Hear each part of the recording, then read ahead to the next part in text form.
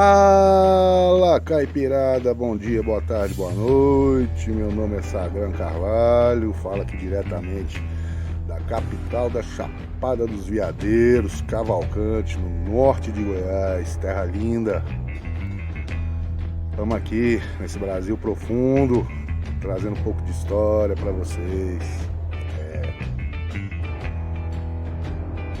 Sai, Getúlio, sai! São Paulo não é Xangai. 1931, 32, por ali. Presta atenção. Os moradores do número 70, mais tarde 298, da rua Barão de Petininga, centro da capital paulista, já estavam na cama quando foram despertados pela gritaria. Os que levantaram e espiaram pelas cortinas do quarto puderam observar, com alarmada curiosidade, a multidão compacta que avançava lá embaixo. 200 estudantes, muitos deles armados de porretes e barras de ferro, investiam em direção ao prédio de 6 andares, situado na esquina com a Praça da República. Alguns conduziam escadas de madeira, que debruçaram sobre a fachada do imóvel. A intenção era evidente. Na sobreloja funcionava a sede da Legião Revolucionária, fundada em 1930 em apoio ao novo regime e no início daquele ano de 32, rebatizada de Partido Popular Paulista, PPP.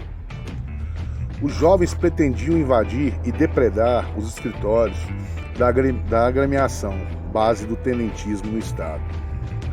Como passava das 11 da noite, as luzes da Legião estavam apagadas. Imaginou-se, portanto, que a sede ficasse deserta após o expediente. Porém, tão logo os primeiros estudantes iniciaram a abordagem, ouviu-se uma saraivada de tiros. Mesmo com as salas às escuras, havia militantes guardando o local. Para dissuadir os invasores, os 7 legionários de braçadeira vermelha que montavam sentinela dispararam para o alto, surpreendendo os visitantes indesejados, obrigados a pular no chão em busca de abrigo. Passado o susto inicial, a massa não se dissipou. Ao contrário, depois de alguns minutos foi se multiplicando.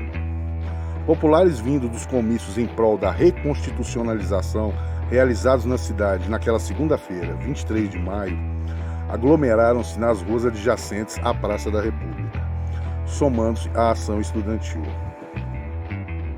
Por volta da meia-noite, além de mais numerosos, os manifestantes estavam mais bem guarnecidos. Arrombaram 3 lojas de armas e munições que funcionavam nas redondezas e trocaram os porretes por revólveres, carabinas e fuzis.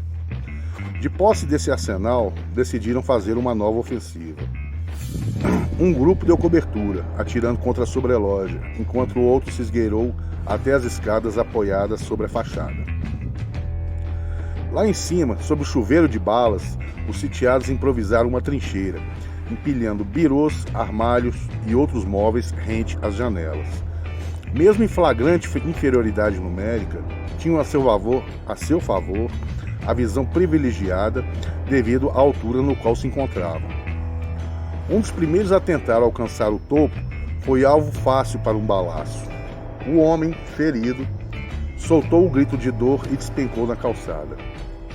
Uma poça de sangue logo se formou em volta do seu corpo imóvel.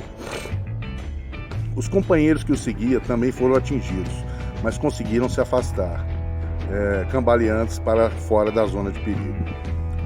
Seguiu-se cerrado tiroteio. As 20 famílias que moravam nos apartamentos situados a partir do terceiro pavimento entraram em polvorosa. Projéteis adentravam a sala, o quarto, a copa, quebrando lustres, abrindo buracos nas paredes, estraçalhando espelhos, destruindo cristaleiras.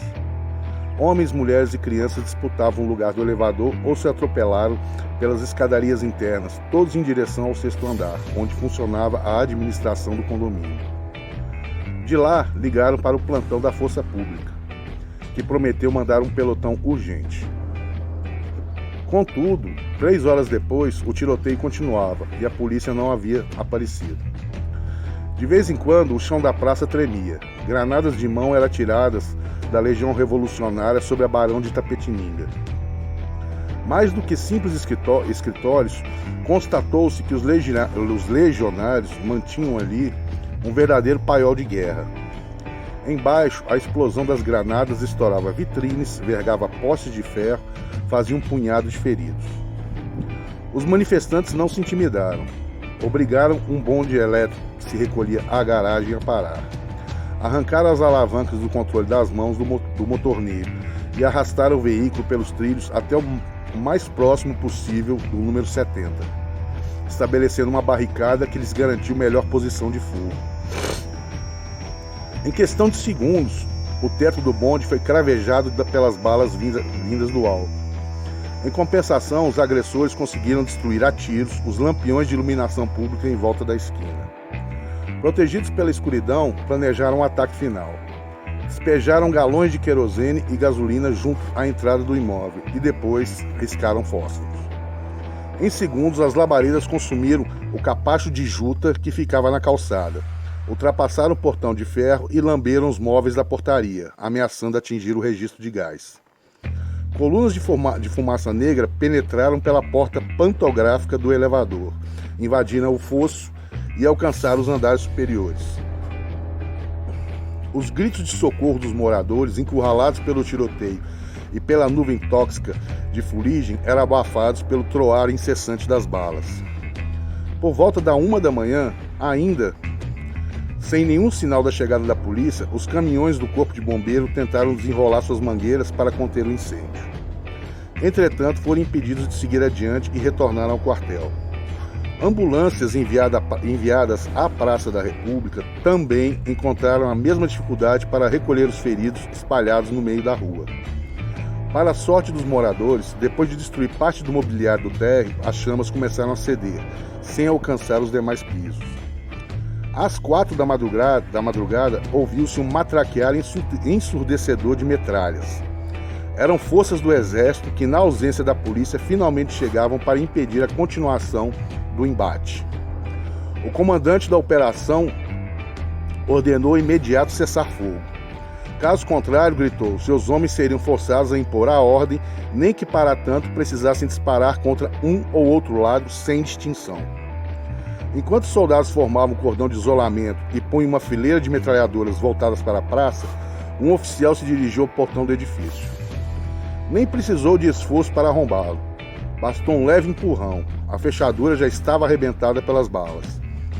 Intimados a se render, os ocupantes da sede da Legião receberam garantias de que seriam conduzidos para um quartel, longe das vistas dos que ameaçavam linchá-los. Debaixo de vaias, um a um, os legionários atravessaram a ala dupla de soldados e foram introduzidos em 3 carros estacionados junto ao meio-fio. Nenhum deles exibia ferimentos graves. Nesse momento, não muito distante dali, os sinos do relógio do mosteiro de São Bento anunciavam as badaladas das 5 horas da manhã.